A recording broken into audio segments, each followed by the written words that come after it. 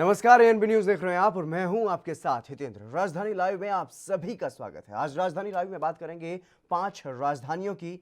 सबसे पहले चंडीगढ़ में, क्योंकि नवजोत सिंह सिद्धू पर लगातार सियासत तेज हो रही है और केंद्र बिंदु अगर बात की जाए पंजाब की राजनीति की तो फिलहाल नवजोत सिंह सिद्धू बने हुए हैं। और हरिद्वार में जिस तरीके से वहां पर लगातार ये कहा जा रहा है कि गंदगी को रोकथाम करने के लिए वहां पर काम किए जा रहे हैं, लेकिन एएनबी न्यूज ने ग्राउंड जीरो पर जाकर के जमीनी हकीकत को जाना है। आज भी वहां पर कई गंदे नालों का पानी गंगा में गिरता हुआ दिखाई दे रहा है। वहीं बात करेंगे भोपाल के। भोपाल में भी सियासी पारा जो है वो लगातार बढ़ता हुआ नजर आ रहा है, क्योंकि उपचुनाव है और उसके लिए लगातार वार पलटवार का सिलसिला जो है वो जारी है। अगली तस्वीर मुंबई की है, जहां पर महाराष्ट्र सरकार ने बड़ा फैसला लिया है। जो विवादित क्षेत्र था आरे मेट्रो कार शेड प्रोजेक्ट को वहां पर अब रद्द कर दिया गया है। अगली तस्वीर रायपुर से है, क्योंकि छत्तीसगढ़ में बस्तर में जो मेला मनाया जाता है उसकी तैयारियां जोरों पर हैं और इस बार और भी खास ये त्योहार वहां पर मनाया जाना है।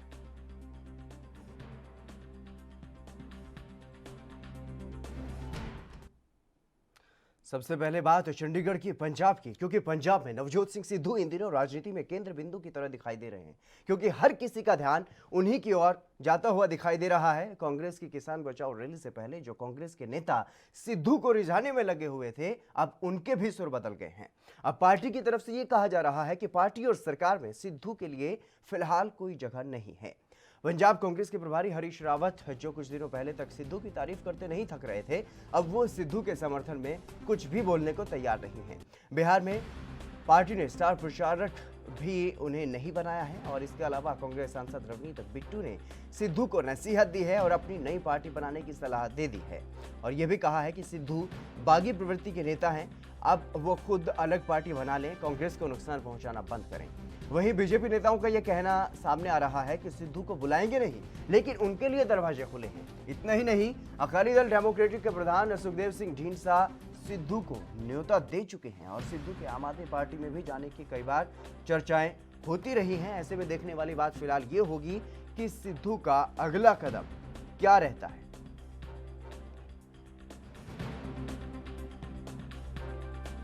तो लगातार कांग्रेस में आपसी घमासान भी देखने को मिलता रहा है, लेकिन सिद्धू की अलग ही, अगर ये कहा जाए कि अलग ही खिचड़ी पक रही है तो ये गलत नहीं है, क्योंकि सिद्धू को जन समर्थन भी काफ़ी मिल रहा है और इसी की ये वजह मानी जा सकती है कि सिद्धू अपने बगावती तेवरों से, अपने जो बगावती तेवर हैं उनसे बाज नहीं आ रहे हैं।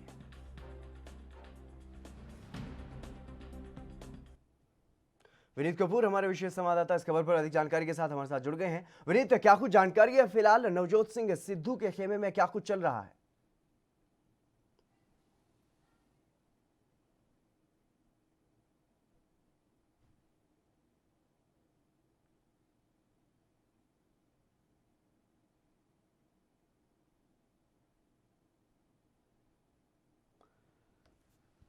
सिद्धू पर लगातार जो है वो सियासत तेज है। रवनीत बिट्टू ने उन्हें नई पार्टी बनाने की सलाह दे डाली है और इसके अलावा बागी प्रवृत्ति के है सिद्धू, ये भी उन्होंने कहा है। और लगातार जिस तरीके से सिद्धू अपनी तरफ ध्यान आकर्षित कर रहे हैं सभी का, और पिछले काफ़ी दिनों से वो जब से सरकार से हटे हैं, सरकार से उनका जो मंत्री का जो पद था वो उन्होंने छोड़ा है, उसके बाद से लगातार वो चुप थे। लेकिन जैसे ही कांग्रेस की जो रैली हुई है पंजाब में, उसके बाद से सियासत एक बार फिर से गर्मा गई है।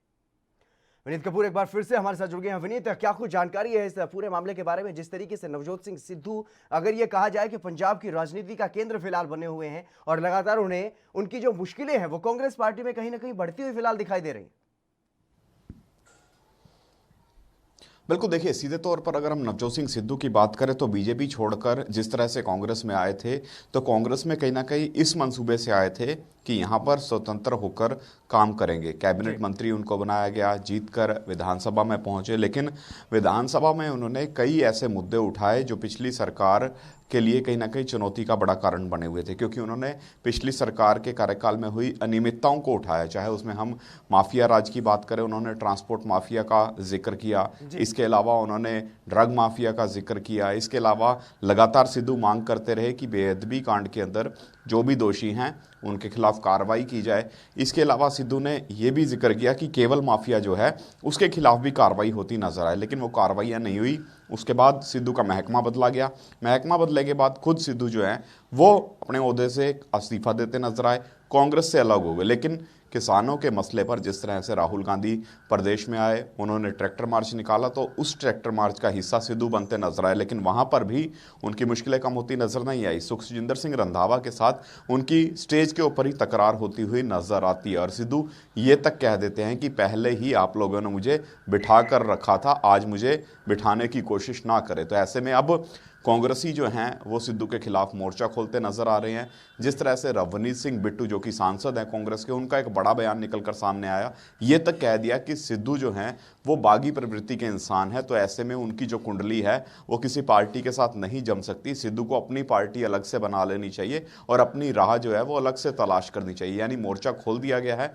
हालांकि इस मोर्चे के बाद जो दूसरी पार्टी के नेता हैं वो सिद्धू को अपनी तरफ करने का प्रयास करते नजर आ रहे हैं, लेकिन अगला कदम पंजाब की सियासत में सिद्धू का क्या रहेगा ये देखने वाली बात रहेगी। जी लेकिन जिस तरीके से आपने बताया कि अब उनकी जो तकरार है वो किसान बचाओ रैली में देखने को मिली है, लेकिन इसी रैली से पहले पंजाब कांग्रेस की तरफ से उनको रिझाने की कोशिश की जा रही थी। जो पंजाब कांग्रेस के प्रभारी हैं वो उनकी काफी तारीफ करते हुए नजर आ रहे थे, लेकिन उसी रैली के बाद उनके भी सुर अब बदले हुए नजर आ रहे हैं।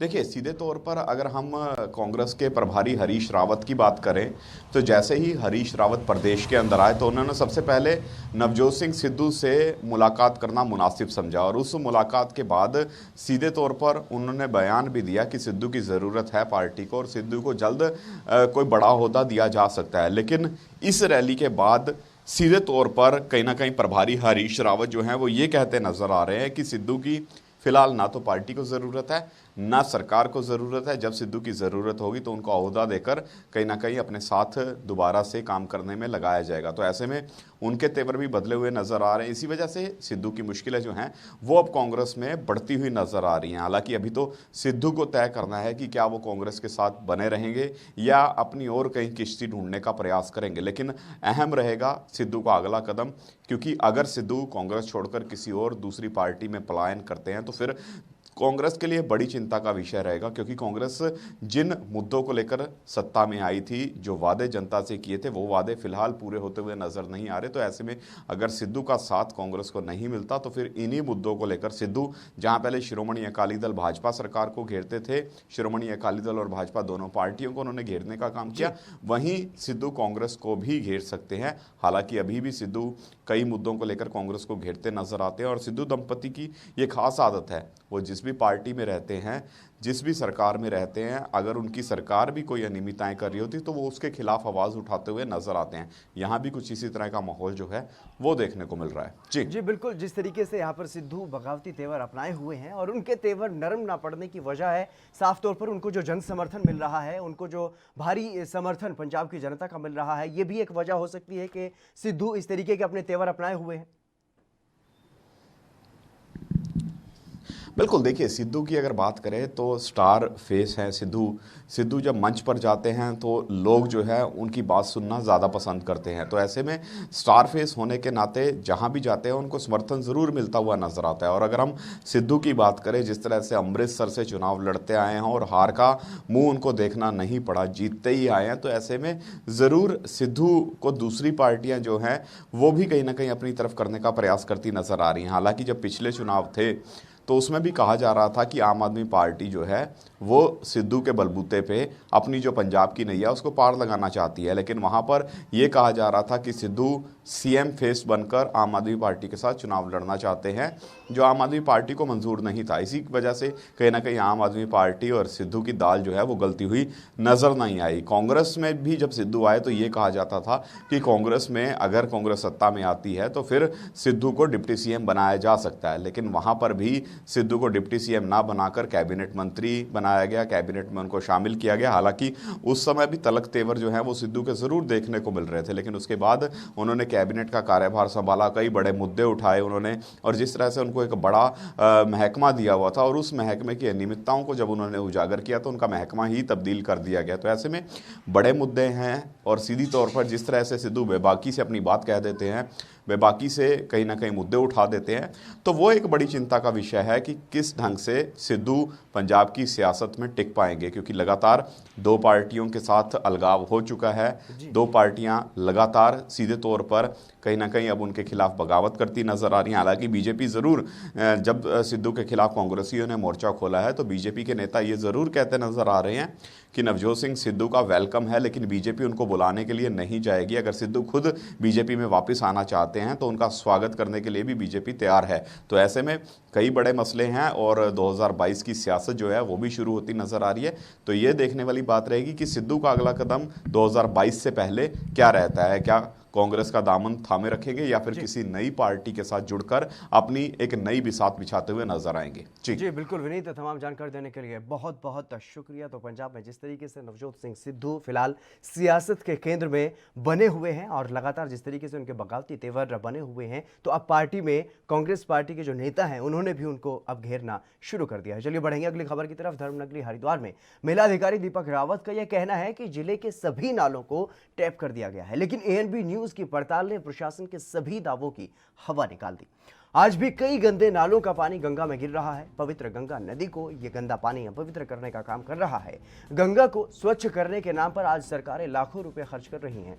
इसके लिए देश भर में कई योजनाएं भी चलाई जा रही हैं, जिनके तहत गंगा स्वच्छता के वादे और दावे किए जाते हैं। उत्तराखंड में भी बीते कुछ दिनों पहले पीएम मोदी ने 8 एसटीएफ प्लांट का लोकार्पण किया था, जिसका मकसद गंगा में गिरने वाले गंदे नाले के पानी को रोकना है। बात अगर धर्मनगरी हरिद्वार की जाए तो यहां पर आज से कुछ समय पहले 2 दर्जन गंदे नाले सीधे गंगा नदी में गिरते थे। प्रशासन इन्हें पूरी तरह से टैप करने के दावे कर रहा है, लेकिन दावे सारे खोखले ही निकले।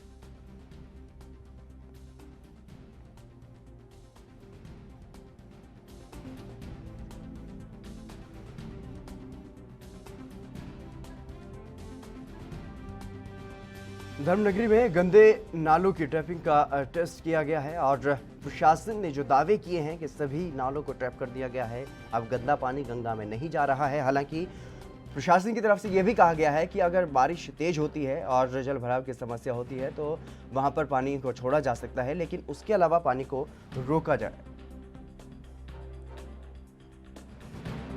ये तो बहुत ही गंदा हो रखा है। वैसा भी तो मैं देख रहा हूँ, देखो तो कितना ज़्यादा यहाँ देखो कितना गंदा हो रखा है। थोड़ा जी इस तरफ लगाइएगा, थोड़ा सा बीच में जो है देखो कितना गंदा हो रखा है। और मैं तो समझता हूँ कि इस वाले में जो है तो इसमें तो मुझे लग रहा है ये बिल्कुल ही सीवर वाला आ रहा है इसमें। इस वाले में ये बह बह के चारों तरफ से सीवर वाला। मैं तो मसूरी से हूँ, हमारे यहाँ पे तो ये सब होता नहीं है इस तरह से, लेकिन यहाँ पे मैं देख रहा हूँ। मैं तो आज यहाँ पे पहली बार आया तो मैं देख के तो मैं अपने आप लोगों की आवाज़ सुनी तब देखा कि यहाँ पे तो बहुत ही ज़्यादा गंदा कर रखा है इन लोगों ने। देखिए हरिद्वार में अभी ऐसा कोई भी नाला नहीं है जो सीधे गंगा जी में जा रहा है, जितना मैंने देखा और जितना मैंने घूमा और पूछा है। ये मैं ज़रूर बताना चाहूँगा आपको, और मैं चाहूँगा कि आप भी इसको आगे बताएं कि जो ये नाले डिज़ाइन हुए और जो उनकी टेपिंग डिज़ाइंड है, ये तब के लिए डिज़ाइंड है जब बारिश ना हो रही हो। जब बारिश होती है तो पानी सभी जगह ओवरफ्लो होता है और वो चला ही जाएगा, लेकिन जब बारिश नहीं हो रही हो तो टैप्ड हैं, ये एसटीपी से जुड़े हुए हैं, इनका पानी पंप होकर एसटीपी तक जाता है, प्रोसेस होके ही बाहर छोड़ा जाता है। लेकिन ये मैं ज़रूर आपके माध्यम से अनुरोध करना चाहूँगा, क्योंकि बहुत से लोग बाहर से भी आएंगे, मेलार्थी भी बाहर से आएंगे, अंदर भी बहुत से लोग रहते हैं, तो अपने स्तर पे जो नगर निगम कूड़ा कलेक्ट करती है उसको आप ज़रूर सेग्रीगेट करके ही उनको दें, और आसपास जो गंदगी होती है उसमें अपना व्यक्तिगत ध्यान। विकास खरे हमारे संवाददाता इस खबर पर अधिक जानकारी के साथ हमारे साथ जुड़ गए हैं। विकास, क्या कुछ जानकारी है? जिस तरीके से हमने प्रशासनिक अधिकारी से ये सुना है कि सभी नालों को ट्रैप कर दिया गया है, लेकिन जो जमीनी हकीकत है वो भी देखी है, वो तस्वीरों में साफ तौर पर दिखाई दे रही है कि गंदे नाले का पानी जो है वो गंगा में जा रहा है।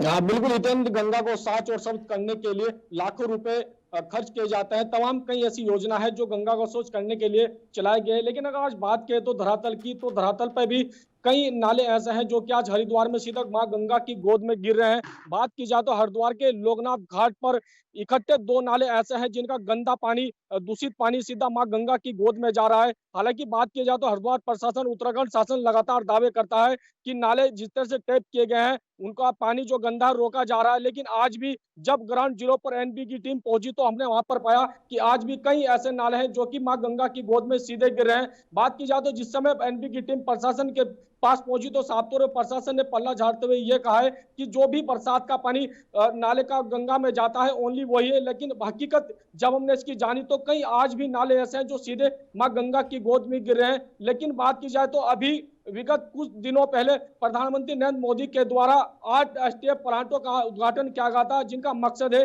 मां गंगा में जो दूषित पानी है उसको रोकना। लेकिन आज भी ज्वालापुर के कस्बान मोहल्ले में भी एक नाला ऐसा है जिसका गंदा पानी जा रहा है। दूसरी ओर जो मध्य हरिद्वार का एक गंदा नाला जो कि ललतारा पुल के पास से सीधा मां गंगा की गोद में जा रहा है। तो साफ तौर पर प्रशासन की हवा निकालते हुए ये जो गंदे नाले हैं गंगा में सीधे जा रहे हैं। तो यहाँ पर साफ तौर पर देखा जा सकता है कि प्रशासन जिस तरह से लाख दावे करता है वो भी आज हवाबाजी दिखते हुए साबित आ रहे हैं। जी, लेकिन जिस तरीके से प्रशासन के दावों की ये पोल खुली है, क्या इन दावों की पोल खुलने के बाद ये तस्वीरें लेकर के आप प्रशासनिक अधिकारी के पास पहुंचे, उन्होंने इन तस्वीरों पर कोई सफाई दी है?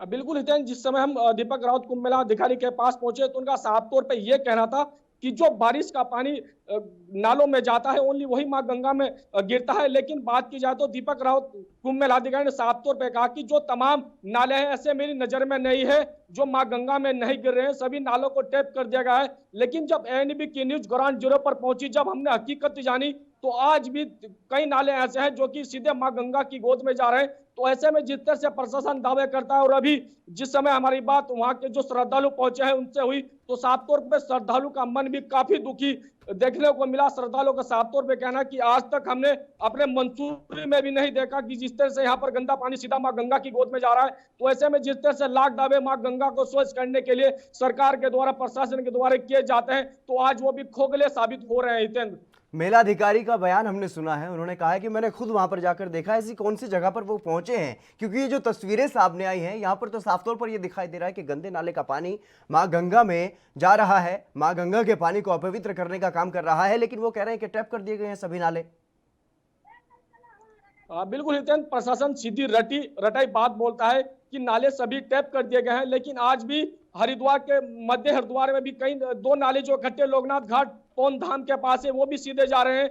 बात की जाए तो ललतारापुर के पास जो नाला है वो भी सीधा मां गंगा की गोद में जा रहा है और ज्वालापुर के कस्बान मोहल्ले में भी जो नाला है वो भी सीधा गंगा में जा रहा है, जो कि बहुत ही गंदा पानी मां गंगा में जाता है। और साफ तौर पे क्योंकि जो मां गंगा है वो लाखों श्रद्धालु की आस्था का केंद्र है, लाखों करोड़ों हरिद्वार में श्रद्धालु मां गंगा में स्नान करने के लिए आते हैं, मां गंगा का पावन जल लेने के लिए आता है। लेकिन बात की जाए तो जो ऐसे गंदे जो नाले हैं वो भी आज मां गंगा को दूषित कर रहे हैं। तो ऐसे में जिस तरह से प्रशासन हर बार रटाई बात यही बोलता है कि नाले को टैप कर दिया गया है, नाले का जो गंदा पानी उसको रोका गया है, लेकिन आज भी जब एएनबी की न्यूज हकीकत जानने के लिए पहुंची तो साफ तौर पर हमने ग्राउंड रिपोर्ट में पाया कि आज भी कई नाले ऐसे हैं जो कि मां गंगा में सीधे जा रहे हैं। और जिस समय प्रशासन के द्वारा अभी भी जो विगत 8 एसटीएफ प्लांट का उद्घाटन नरेंद्र मोदी के द्वारा किया गया था, कई ऐसे दर्जनों नाले थे जो कि मां गंगा की गोद में सीधे हरिद्वार से जाते थे। लेकिन आज भी कई ऐसे जो नाले जिनको टैप करने की बात प्रशासन करता है, लेकिन हकीकत जब हमने जानी तो आज भी कई नाले ऐसे हैं जो कि सीधे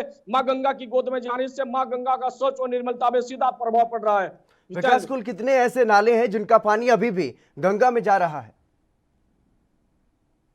बिल्कुल हितेन, बात की जाए तो एक तो पौन धाम के पास लोकनाथ घाट है जहां पर एक साथ 2 नाले सीधे मां गंगा में गिर रहे हैं। दूसरी ओर मध्य हरिद्वार की अगर बात की जाए ललतारा पुल के पास एक नाला ऐसा है जो कि आज लगातार मां गंगा की गोद में सीधा जा रहा है। और जबकि ये 2 नाले हैं जो कि हर की पौड़ी से पहले पड़ते हैं और एक हर की पौड़ी के बाद जो ज्वालापुर के कस्बान मोहल्ले से निकलता हुआ नाला वो भी सीधा मां गंगा की गोद में जा रहा है। अभी फिलहाल जो हमारी ग्राउंड रिपोर्ट में 3 नाले ऐसे हैं जो कि पाए गए हैं, जो कि एक साथ 2 नाले जा रहे हैं और 2 नाले ऐसे हैं जो कि जिनका गंदा पानी दूषित जो पानी सीधा गंगा में जा रहा है। तो हमारी ग्राउंड रिपोर्ट में 3 नाले ऐसे पाए गए हैं जो भी आज भी सीधा मां गंगा की गोद में जा रहा है, जिसका सीधा दुष्प्रभाव मां गंगा के स्नान करने के जो श्रद्धालु आते हैं उन पर भी पड़ता है। तो ऐसे में अगर प्रशासन लाख दावे करता है तो जिस तरह से और नाले टैप के हैं तो इनको भी जल्द से जल्द टैप किया, सीधा श्रद्धालुओं का यह बयान सामने आया। हितेंद्र, अगर जनता वहां पर इस मामले की शिकायत भी करे तो जो उच्च अधिकारी हैं, जो मेला अधिकारी हैं, वो तो साफ तौर पर ये कह रहे हैं कि सभी नालों की टैपिंग कर दी गई है। तो क्या इस मामले की शिकायत उच्च स्तर पर की गई है?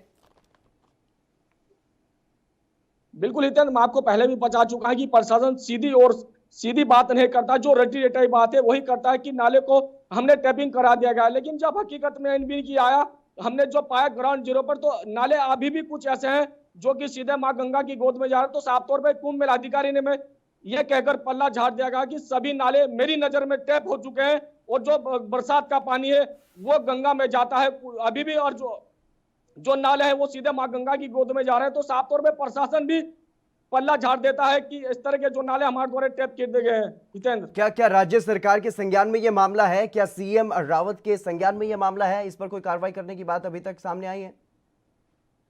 बिल्कुल हितेंद्र, जब कल मुख्यमंत्री प्रदेश के हरिद्वार पहुंचे थे, जिस समय हमने ये सवाल मुख्यमंत्री से पूछा तो मुख्यमंत्री भी सीधे तौर पर इस सवाल से बचते हुए नजर आए। जब मीडिया के द्वारा ये क्वेश्चन किया गया तो सीधे मीडिया को दरकिनार करते मुख्यमंत्री वहां से साफ तौर पर चल पड़े थे। हितेंद्र जी बिल्कुल, जिस तरीके से मुख्यमंत्री भी इस मामले को कहीं ना कहीं दरकिनार करते हुए नजर आ रहे हैं, तो बिल्कुल ये जाहिर सी बात है कि अधिकारी लापरवाही करते हुए नजर आएंगे ही, मनमानी करते हुए कहीं ना कहीं नजर आ रहे हैं अधिकारी।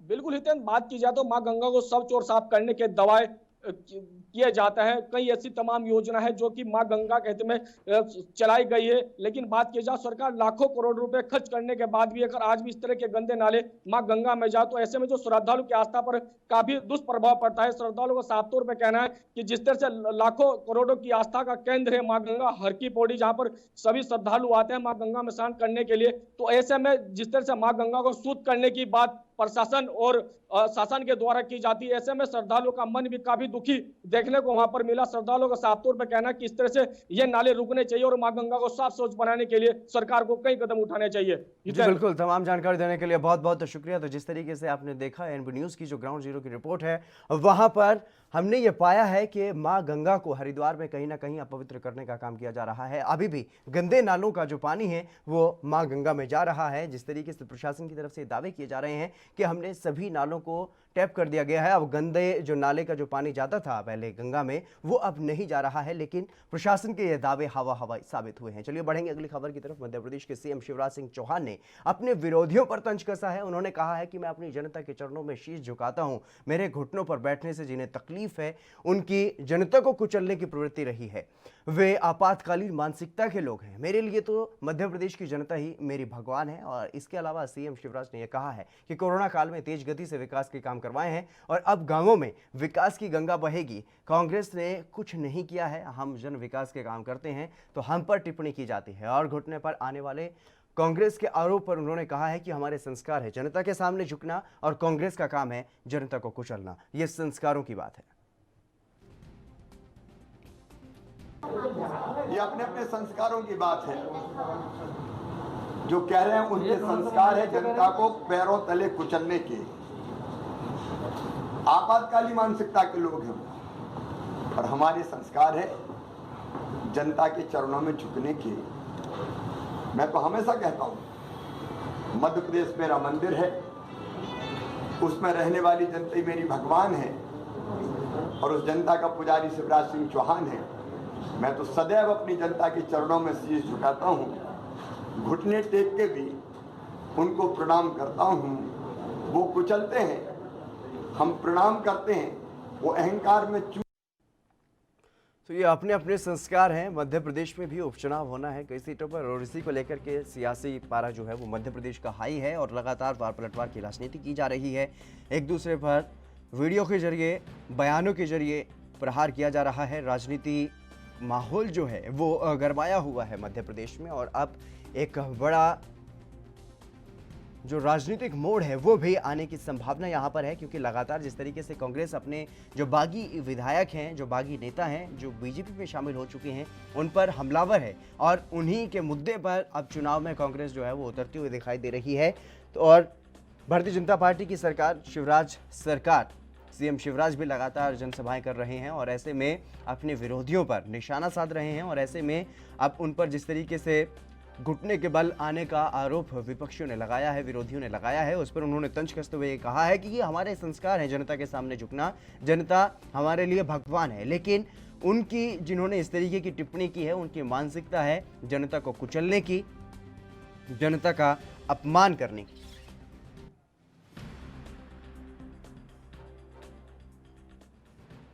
शैलेंद्र भरासर हमारे संवाददाता भोपाल से हमारे साथ जुड़ गए हैं। शैलेंद्र, फिलहाल क्या कुछ जानकारी है, किस तरीके का जो राजनीतिक माहौल वहां पर देखने को मिल रहा है? बिल्कुल नितिन जी, बताना चाहूंगा जिस तरह से पीएम नरेंद्र मोदी ने 600 योजना की लागू किया तो उत्तर प्रदेश, मध्य प्रदेश के अलावा भी कई राज्य हैं, लेकिन मध्य प्रदेश की हम बात करें तो यहाँ पर 28 सीटों पर उपचुनाव होने को जा रहे हैं और इस प्रदेश की स्वामित्व योजना के तहत हमने तमाम गाँव में यहाँ सर्वे किया और जानकारी मिली। यहाँ पर साफ तौर पर सामने यह आया है कि कई विभाजित जिस जमीनों के मामले थे, उन जमीनों में कई लोगों के लिए सालों साल कोर्ट के चक्कर लगाने पड़ रहे थे। तो इस स्वामित्व योजना के तहत जिस तरह से अगर 3D मैप के तहत उन योजना का लाभ यहाँ के हितग्राही और ग्रामीणों को मिलता है तो निश्चित ही ये योजना बहुत कारगर साबित होगी। और ट्रायल के रूप में जिस तरह इस योजना का 3D मैप और ड्रोन कैमरा के माध्यम से इसको लगाया जा रहा है तो साफ तौर पर योजना का लाभ लोगों को मिलेगा।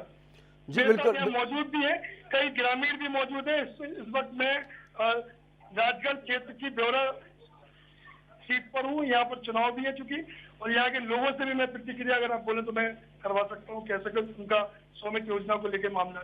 जी बिल्कुल बिल्कुल, स्वामित्व योजना का लाभ ग्रामीणों को कहीं ना कहीं मिलेगा, लेकिन जिस तरीके की सियासत फिलहाल देखने को मिल रही है प्रदेश में, जिस तरीके के अब जो बयान देखने को मिल रहे हैं, अगर बात की जाए कमलनाथ की, पूर्व सीएम कमलनाथ ने सिंधिया को गद्दार बताया है, भूमाफिया बताया है, और इधर अगर बात की जाए सीएम शिवराज सिंह चौहान की तो उन्होंने भी विपक्ष पर निशाना साधा है, क्योंकि घुटने टेकने की बात कही जा रही थी विपक्षियों की तरफ से, और उन्होंने ये कहा है कि हमारे संस्कार हैं। और अब उन्होंने इस बात का दावा भी किया है कि अब वो जब भी जनसभा करेंगे पहले शीश जनता को झुकाएंगे।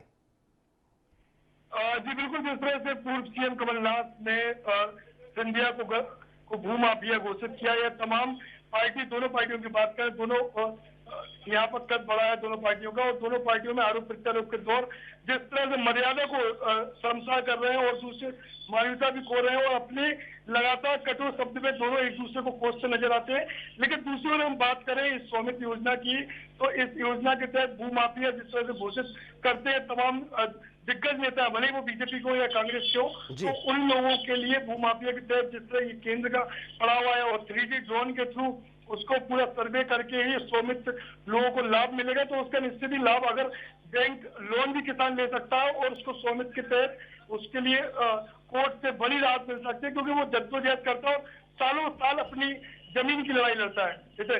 लेकिन शैलेंद्र, जो भूमाफिया का खौफ जनता में बना हुआ था, क्या अब आम जनता में इस बात को लेकर के कहीं ना कहीं राहत की सांस अब आम जनता ने ली है कि अब उनको किसी भूमाफिया से डर नहीं है?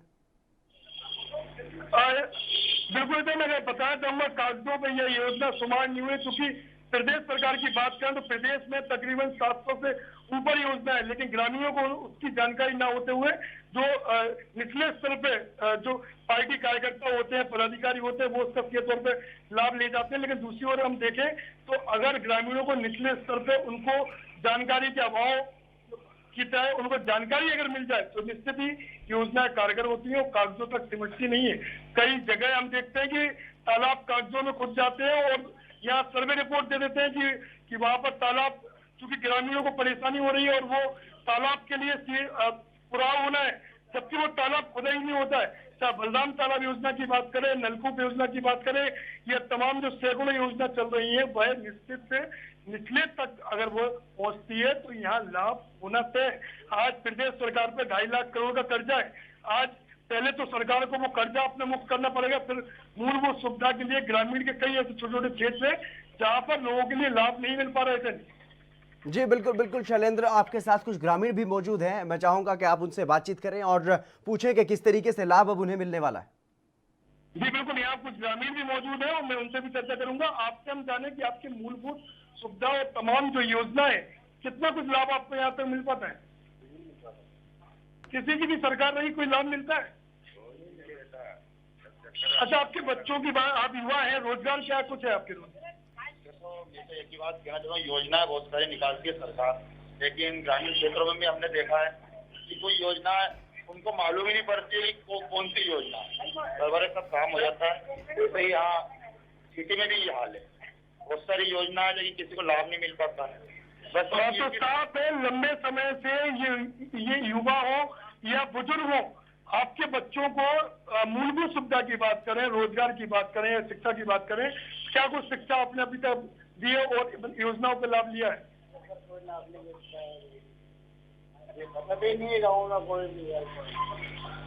तो हितेंद्र साहब, आप देख सकते हैं जो प्रतिक्रिया लोगों की ले रहे हैं, उस प्रतिक्रिया में साफ आपके सामने आ रही है कि योजना का लाभ इन लोगों को नहीं मिल पाता है।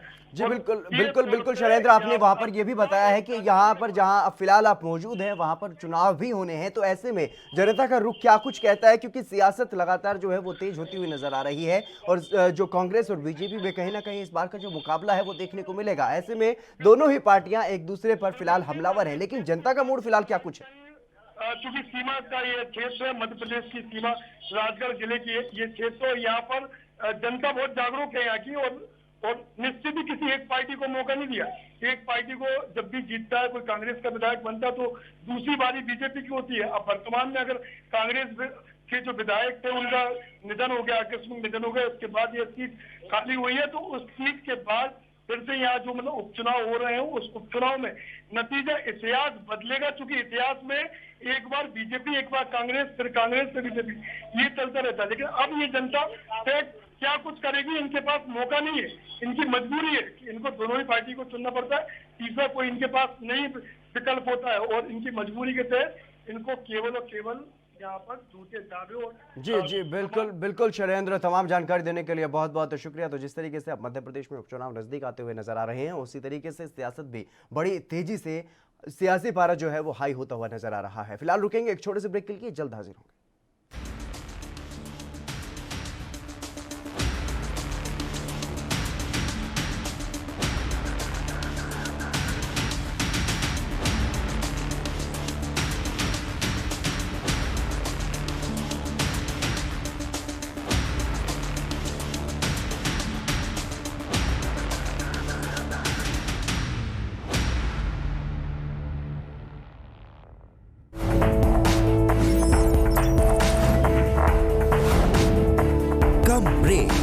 और ज्यादा खबरों के साथ देखिए ANP news in channel number पर।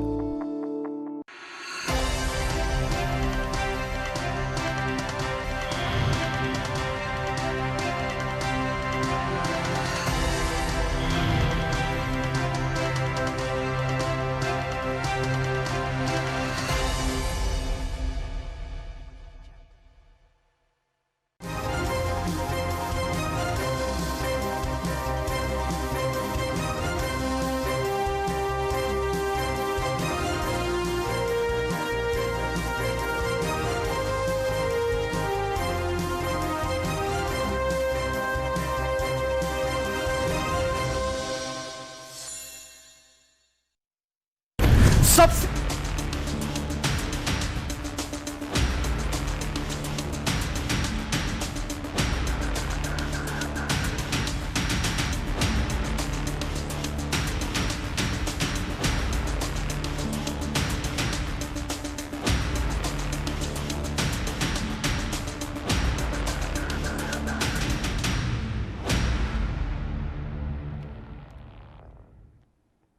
ब्रेक के बाद एक बार फिर से आप सभी का स्वागत है। राजधानी लाइव में आगे बढ़ेंगे, बात करेंगे महाराष्ट्र की। महाराष्ट्र के सीएम उद्धव ठाकरे ने बड़ा फैसला किया है।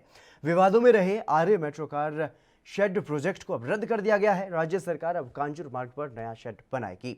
महाराष्ट्र सरकार ने पर्यावरण की दृष्टि से संवेदनशील आर्य में मेट्रो कार शेड बनाने के फैसले पर रोक लगाई है। रविवार को सीएम उद्धव ठाकरे ने घोषणा की है कि हम जब सत्ता में नहीं थे तो हमने आर्य कार शेड प्रोजेक्ट का विरोध किया था और पर्यावरण की चिंता करने वाले लोगों ने भी इस पर आपत्ति जताई थी और इस प्रोजेक्ट को रद्द करने की मांग की गई थी। अब हमने इस प्रोजेक्ट को रद्द कर दिया है और इसके अलावा राज्य सरकार ने आर्य कार शेड का विरोध कर रहे लोगों पर दर्ज मुकदमों को भी वापस ले लिया है। सीएम ने इस प्रोजेक्ट का विरोध कर रहे लोगों पर दर्ज केस को भी वापस लेने की घोषणा की है। सीएम ने कहा है कि इस प्रोजेक्ट के खिलाफ प्रदर्शन के दौरान कई लोगों को गिरफ्तार किया गया था, अब उनके ऊपर दर्ज केस वापस कर लिए गए हैं। और मुख्यमंत्री उद्धव ठाकरे ने यह कहा है कि हमने आर्य की 600 एकड़ जमीन को जंगल घोषित कर दिया है और इस प्रोजेक्ट को यहां से वापस ले लेने के बाद यहां पर जंगल का क्षेत्र बढ़कर के 800 एकड़ हो गया है।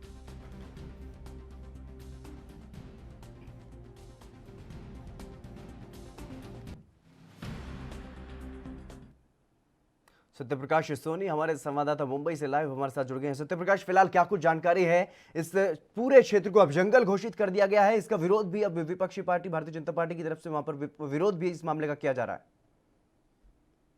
देखिए हितेंद्र, जिस तरह से करीब एक हफ्ते पहले ही महाराष्ट्र सरकार ने आर्य कॉलोनी के 600 एकड़ एरिया को जो है हरित क्रांति के चलते जो है ग्रीन जोन घोषित कर दिया था। ऐसे में कल जिस तरह से महाराष्ट्र सरकार के में उद्धव ठाकरे ने साफ तौर पे जो मेट्रो कारशेड फेज 3 था उसको अब कहीं मुंबई के कांजूर मार्ग इलाके में जो शिफ्ट करने की बात कही है, उसको लेकर बीजेपी खेमे में लगातार विरोध के शुरू उठ रहा है। बीजेपी लगातार ये कर रही है कि महाराष्ट्र सरकार का ये फैसला कहीं न कहीं जो है उसको जो है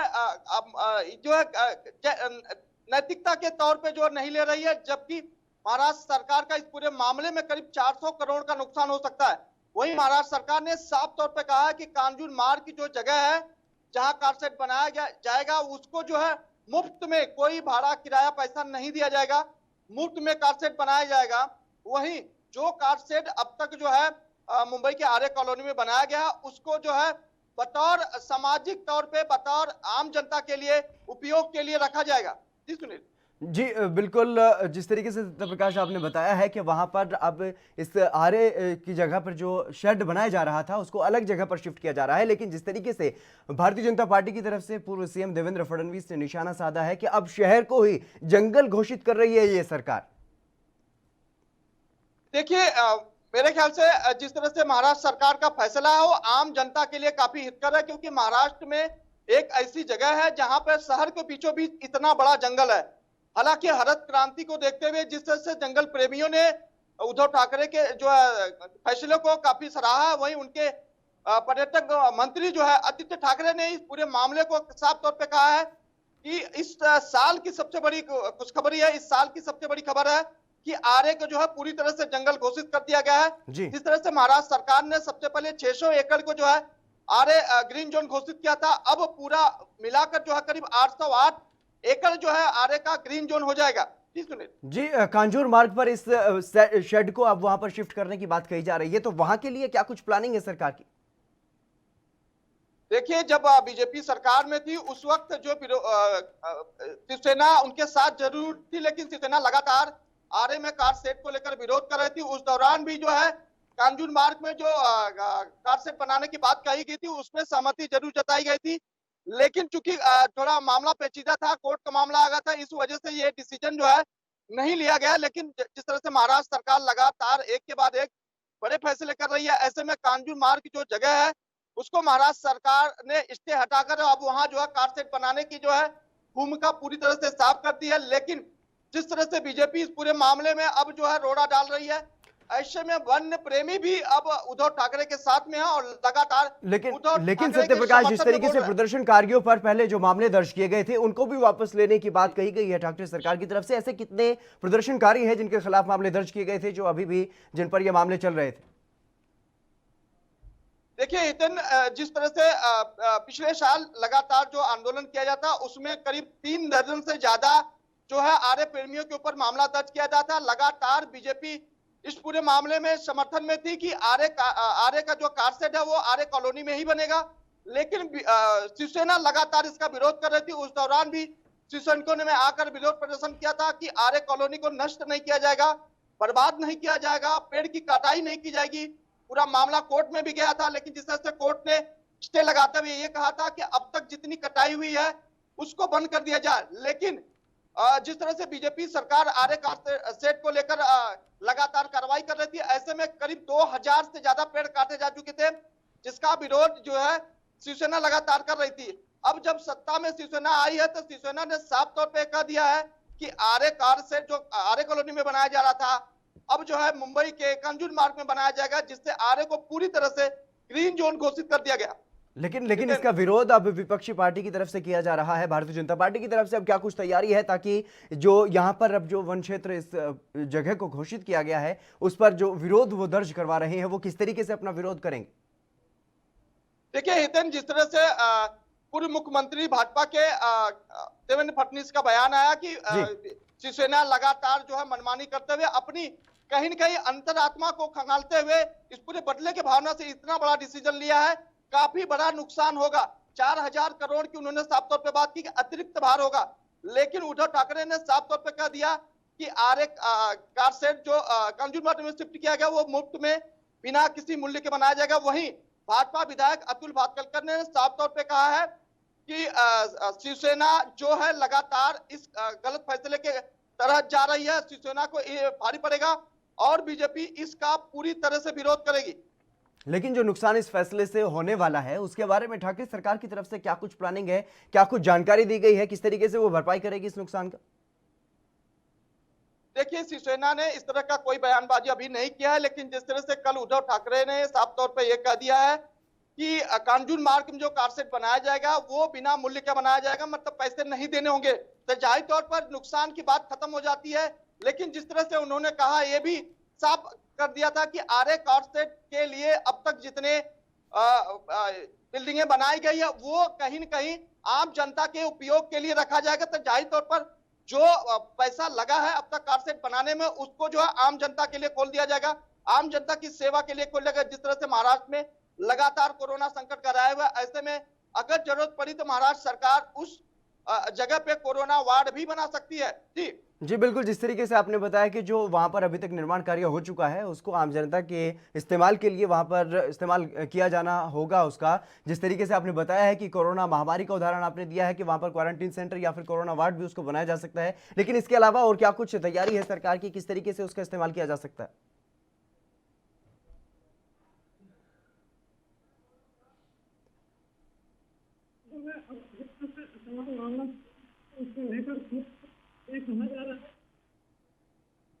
तो ठाकरे सरकार ने यह बड़ा फैसला लिया है और इस फैसले की घोषणा करते वक्त यह भी कहा गया है कि आरू मेट्रो का शेड को प्रोजेक्ट को रद्द कर दिया गया है और उस क्षेत्र को जंगल क्षेत्र भी अब घोषित कर दिया गया है। और इसके अलावा जो प्रदर्शनकारी थे, जिन्होंने जो पर्यावरण मित्र थे और जो प्रदर्शन वहां पर कर रहे थे, जब उनके खिलाफ वहां पर मामले दर्ज किए गए, वो अब मामले भी, वो जो केस दर्ज किए गए थे उनको भी वापस लेने का ऐलान ठाकरे सरकार ने किया है। सत्यप्रकाश सोनी, जो यहां पर जो निर्माण कार्य अभी तक हो चुका है उसके बारे में क्या कुछ जानकारी है, किस तरीके से उसका इस्तेमाल अब किया जाएगा? देखिए हितेन, जो निर्माण कार्य हो गया है उसको जो है आम जनता के लिए मुहैया करवाया जाएगा। साफ तौर पे उद्धव सरकार ने कल ही जो है इस पूरे मामले में साफ अपनी सफाई दे दी थी, लेकिन जिस तरह से वन्य प्रेमियों में अब कहीं न कहीं खुशी का माहौल है, वन्य प्रेमी लगातार इस महाराष्ट्र सरकार के कदम को अहम मानते हुए कह रहे हैं। लेकिन दूसरी तरफ जिस तरह से कारसेट बनाया गया था, जितना अब तक निर्माण हुआ है उसको कहीं न कहीं जो है आम जनता की सुविधा के लिए जो है मुहैया करवाया जाएगा, जो साफ तौर पे उद्धव ठाकरे ने साफ तौर पे कह दिया था। लेकिन जिस तरह से अब उन्होंने एक और अहम बड़ा फैसला लिया है कि जिस तरह से बीजेपी ने उन 36 लोगों के ऊपर मामला दर्ज करवाया था आरए का विरोध करने के दौरान, उन सभी को जो है कहीं न कहीं अब बरी कर दिया गया है। उस पूरे मामले को खत्म करने की बात कही गई है, जो सीधे तौर पर गृह निर्माण मंत्री के कोटे में जाता है। गृह निर्माण मंत्री पूरे मामले में जो है दखल लेते हुए अब पूरा मामला जो है साफ करेंगे। जी बिल्कुल, लेकिन जिस तरीके से आरए क्षेत्र को अब वन क्षेत्र भी घोषित कर दिया गया और वहां पर जो पेड़ों की कटाई हुई थी उनके बारे में क्या कुछ रणनीति अब सरकार की है, क्या वहां पर और पेड़ लगाए जाएंगे? देखिए, बीजेपी सरकार के दौरान जब पेड़ों की कटाई हो रही थी उस दौरान माननीय कोर्ट ने साफ तौर पर बीजेपी सरकार को यह कह दिया था कि अब तक जितने पेड़ कटे गए हैं उतना पेड़ आपको लगाना होगा। लेकिन जिस तरह से पेड़ लगाने को लेकर लीपापोती हुई थी वो पूरा मामला प्रकाश में आया था। करीब 1800 पेड़ लगाए गए थे, लेकिन उसमें ये भी कोर्ट का एक टीम बनाई गई। कोर्ट की टीम लगातार इस पूरे मामले में नजर रख रही थी, लेकिन बताया जा रहा है कि 60% पेड़ जो है पूरी तरह से सूख गए थे, जिसकी देखभाल नहीं की जाती। उसको लेकर भी माननीय कोर्ट ने जो है बीजेपी सरकार के उस मुलाजिम को जो है पूरी तरह से फटकार लगाई थी, लेकिन उसके बावजूद भी पेड़ों की देखरेख नहीं की गई, जिसमें अब तक जो है बताया जा रहा है कि 50 से 60% पेड़ जो लगाए गए थे वो सूख गए हैं। इसको लेकर वन प्रेमी काफी नाराज भी हुए थे, धरना आंदोलन भी किया था, लेकिन क्योंकि बीजेपी सरकार उस वक्त सरकार में थी, लगातार मुंबई पुलिस को आगे करके इस पूरे मामले को रोकने की कोशिश कर रही थी। तो क्या ठाकरे सरकार की तरफ से वहां पर अब पेड़ लगाए जाएंगे? जाहिर तौर पर देखिए हितेन, ठाकरे सरकार लगातार ये कह रही है कि अब तक जितने पेड़ों की कटाई की गई थी उसको लगाया जाएगा, ट्रांसप्लांटेशन किया जाएगा। मतलब साफ तौर पे जो पेड़ घने हैं उनको उठाकर कहीं और शिफ्ट किया जाएगा, बड़े बड़े पेड़ों को मशीनरी के द्वारा किया जाएगा, जो पहले से भी काम चल रहा है और अब भी लगातार किया जाएगा। और ये आदित्य ठाकरे ने कल साफ तौर पे ये कहा है कि अब तक जितने पेड़ों की कटाई की गई है महाराष्ट्र सरकार उन पेड़ों को जीवंत करने की जिम्मेदारी लेती है और लगातार उन पेड़ों को जो पुनः लगाने की कोशिश करेगी। जी बिल्कुल, तमाम जानकारी देने के लिए सत्यप्रकाश बहुत बहुत शुक्रिया आपका। तो महाराष्ट्र सरकार ने अब ये बड़ा फैसला लिया है, आर्य क्षेत्र को वन क्षेत्र घोषित कर दिया गया है और इसके अलावा जो शेड वहां पर बनाया जा रहा था उसको शिफ्ट करने की बात भी कह दी गई है और जिन प्रदर्शनकारियों पर मामले दर्ज किए गए थे उनसे अब केस भी वापस ले लिए गए हैं। तो ये बड़ी राहत कहीं ना कहीं वन प्रेमियों को मिली है जिसकी वो मांग कर रहे थे, अब वो फैसला सरकार ने ले लिया है। चलिए बढ़ेंगे अगली खबर की तरफ। छत्तीसगढ़ के बस्तर विश्व प्रसिद्ध दशहरा इस बार और भी ज्यादा खास तरीके से मनाया जाने वाला है। इस साल दशहरे की रस्में 75 दिन के बजाय 104 दिन में पूरी होंगी और इस साल पुरुषोत्तम मास है, इसलिए बस्तर दशहरा महोत्सव मनाने की अवधि 1 महीने तक और भी बढ़ गई है। मान्यता है कि साल 1408 में बस्तर के काकतीय शासक पुरुषोत्तम देव को जगन्नाथपुरी में रथपति की उपाधि से विभूषित किया गया था और उन्हें 16 पहियों वाला एक विशाल रथ भेंट किया गया था। इस तरह से बस्तर में 612 सालों से दशहरा आयोजित हो रहा है और खास बात यह भी है कि उत्सव का संबंध रावण दहन से बिल्कुल भी नहीं है। इसमें आदिवासियों की आराध्य देवी मां दंतेश्वरी माई की पूजा होती है और बस्तर दशहरे को विश्व में सबसे लंबे समय तक चलने वाला उत्सव माना जाता है। इस विशाल रथ को खींचने में आने वाली परेशानियों को देखते हुए रथ को 3 हिस्सों में विभाजित किया गया है। 4 पहियों वाला रथ भगवान जगन्नाथ के गोचा के लिए और 8 पहियों वाला रथ बस्तर दशहरा के भीतर और बाहर रैनी के लिए। इसके साथ ही 4 पहियों वाला फुल रथ 6 दिवसीय परिक्रमा के लिए बनाया गया है और सभी रस्में निर्धारित तिथियों के अनुसार ही संपन्न होंगे और हरियाली अमावस्या से ये उत्सव शुरू हुआ था और अब अंतिम रस्म 31 अक्टूबर को माता मावली और मां दंतेश्वरी बाई की विदाई के साथ संपन्न होगी।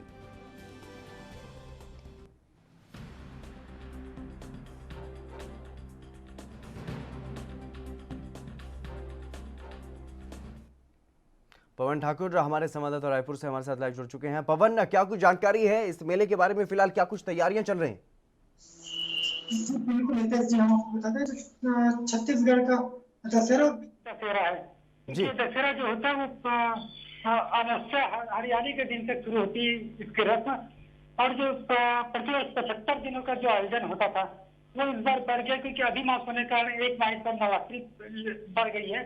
तो इस बार दशहरा उत्सव 104 दिनों का मनाया जा रहा है और सबसे अहम बात ये होती है कि जो दशहरा उत्सव मनाया जाता है इसमें रावण दहन तो कोई संबंध नहीं होता। इसमें जो आदिवासियों की आराध्य देवी मां दंतेश्वरी होती है उनकी भाव शोभा यात्रा निकाली जाती है।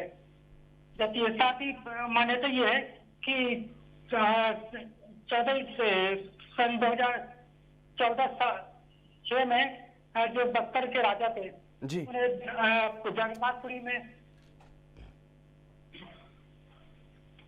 जी बिल्कुल पवन, जिस तरीके से ये जो दशहरा है ये विश्व प्रसिद्ध है और इसका खासतौर पर ये भी बात है कि रावण से कोई लेना देना नहीं है। जिस तरीके से रावण दहन होता है दशहरे में, इस तरीके का यहाँ पर कुछ भी नहीं होता है, बल्कि माँ दंतेश्वरी की यहाँ पर पूजा अर्चना होती है। और ऐसे में हरियाली ये त्योहार से जब शुरू होता है तो अब तक क्या कुछ इस दशहरे के लिए किया जा चुका है? किस तरीके की तैयारी फिलहाल वहां पर चल रही है?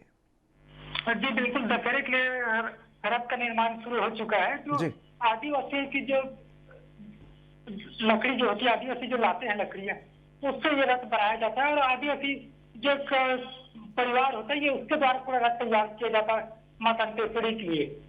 जो जगन्नाथपुरी जी में जो राजा को रथपति की उपाधि दी गई थी उसमें 16 चक्के का रथ भेंट किया गया था जिसे 3 हिस्सों में बांटा गया था। 4 पहिए वाला रथ भगवान जगन्नाथ के लिए जगन्नाथपुरी में और 8 चक्के का रथ जो बस्तर में मां दंतेश्वरी के लिए किया गया था, जिसको लेकर आज प्रति वर्ष ये रथ विशाल रथ जो निकाला जाता है यहाँ पर। लेकिन जो 16 पहियों का जो रथ बनाया जाता है वो 3 हिस्सों में बांटने की क्या कुछ वजह है? जी बिल्कुल, क्योंकि रथ बहुत लंबा हो गया था जिसके कारण खींचने में बहुत परेशानियां होती थी जी, क्योंकि जो वहाँ की जनता थी तो इनको ये सुविधाएं हो करके इसे 3 हिस्सों विभाजित किया गया था जी। ये जो रथ खींचने की परंपरा जो भव्य आयोजन किया जा रहा है विगत पिछले 612 वर्षों से मनाया जा रहा है इसे जी। तो क्या जो रथ खींचा जाना है वो बनकर के पूरी तरह से तैयार हो चुका है?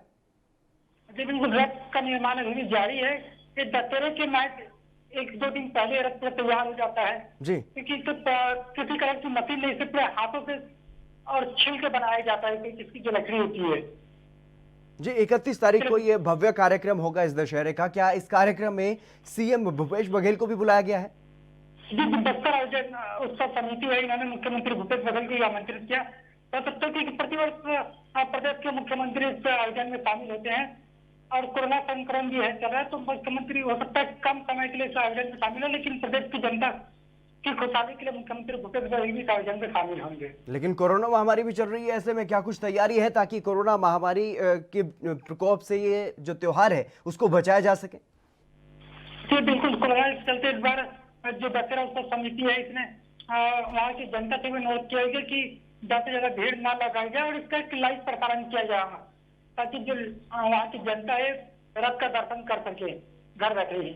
और क्योंकि ये विश्व प्रसिद्ध यहाँ पर त्योहार है, विश्व में इसकी धूम देखने को मिलती है, पूरे विश्व से लोग इस मेले में आते हैं आयोजन में शामिल होने के लिए, लेकिन इस बार क्या कुछ तैयारी है? किस तरीके से वहाँ पर जो भारी संख्या में लोग पहुँचने की उम्मीद है या फिर कोरोना महामारी की वजह से लोग कम ही पहुँचेंगे?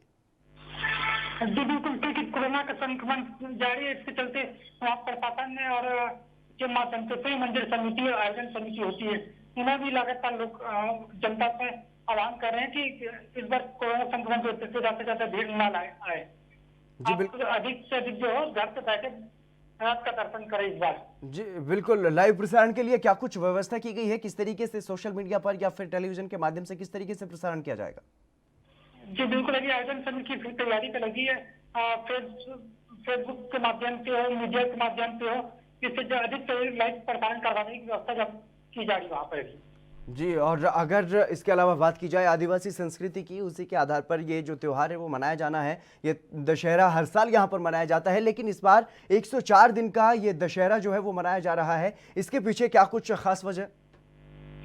जी बिल्कुल, क्योंकि प्रतिवर्ष हरियाली अमावस्या से शुरू होता था गोंचा पर्व से, और इस पर अधिक मास होने के कारण क्योंकि नवरात्र का एक माह अधिक हो गया, जिसके कारण ये 30 दिन इसमें बढ़ोतरी हो गई है, जिसके नवरात्र समितियों को भी इसमें आयोजन समिति को भी समय मिल गया है आयोजन के लिए कि इसकी तैयारी की जा रही है हालांकि इस पूरे आयोजन को लेकर। जी, और माता दंतेश्वरी की विदाई इसके आखिरी दिन में होती है, उसके लिए क्या कुछ तैयारियां की जा रही? जी बिल्कुल, क्योंकि दशहरे के दिन होती है माँ दंतेश्वरी, क्योंकि माँ दंतेश्वरी जो बड़ी दंतेश्वरी है वो दंतेवाड़ा में स्थापित है और छोटी दंतेश्वरी जो जबलपुर महल पे स्थापित है माँ दंतेश्वरी, क्योंकि माँ दंतेश्वरी के उस दिन रथ यात्रा के दौरान दशहरे दिन वापसी दंतेवाड़ा वापसी होती है, तो बड़े भव्य तरीके से माँ दंतेश्वरी को विदाई दी जाती है। बाकायदा वहाँ की जो पुलिस फोर्स होती है वो हवाई फायरिंग करती है, जो जनता होती है पूरे रास्ते भर माँ दंतेश्वरी की पूजा अर्चना के साथ माँ दंतेश्वरी तो जबलपुर से दंतेवाड़ा के लिए विदा किया जाता है। जी, और इस उत्सव की अगर बात की जाए तो इसमें काफी रस्में जो है वो निभाई जाती हैं, तो कौन कौन सी ऐसी मुख्य रस्में हैं जो मुख्य आकर्षण का केंद्र रहती हैं? सबसे अहम जो होता है माँ दंतेश्वरी जब शहर भ्रमण के लिए निकाला जाता है जी लोगों के दर्शनार्थ के लिए, तो उस समय जो होता है मंदिर से निकाल के पूरे दंतेवाड़ा की बात की जाए जबलपुर की, तो पूरे जबलपुर शहर का भ्रमण करते हुए वापस मंदिर आती है और मंदिर से फिर वापस दंतेवाड़ा के लिए रवाना होती है माँ दंतेश्वरी। जी, और इस आयोजन में और क्या कुछ खास रहने वाला है इस बार? जी, क्योंकि कोरोना कोविड-19 संक्रमण चलते हुए इस बार आयोजन समिति ने कोई भाव मेला का भी इंतजाम नहीं किया है। अब हो सकता है जो छोटे गाँव के लोग हैं इनके द्वारा छोटा सा मेला आयोजित किया जाए, क्योंकि परंपरा है आदिवासियों की यहाँ की, तो परंपरा तोड़ी नहीं जा सकती है, तो जो रस्म है रस्म निभाने के लिए छोटा सा मेला का आयोजन भी हो सकता है। जी जी बिल्कुल पवन, तमाम जानकारी देने के लिए बहुत बहुत शुक्रिया आपका। तो जिस तरीके से जो बस्तर का दशहरा मनाया जाता है वो विश्व प्रसिद्ध दशहरा है और काफ़ी लंबे समय तक ये उत्सव जो है वो मनाया जाता है। मान्यता है कि पूरे विश्व में सबसे लंबा उत्सव ये ही मनाया जाता है और ख़ास बात ये भी है कि इस दशहरे में रावण से कोई भी इस दशहरे का संबंध नहीं है। जिस तरीके से दशहरे में आमतौर पर रावण का दहन किया जाता है, ऐसा यहाँ पर कुछ भी नहीं है। ये बिल्कुल अलग तरीके से दशहरा मनाया जाता है और इस दशहरे में माता दंतेश्वरी की पूजा यहाँ पर की जाती है और इस बार 104 दिनों तक यहाँ पर इस दशहरे की रस्में पूरी होने वाली हैं। चलिए फिलहाल इस खास कार्यक्रम में बस इतना ही। आप देखते रहिए ANP न्यूज़।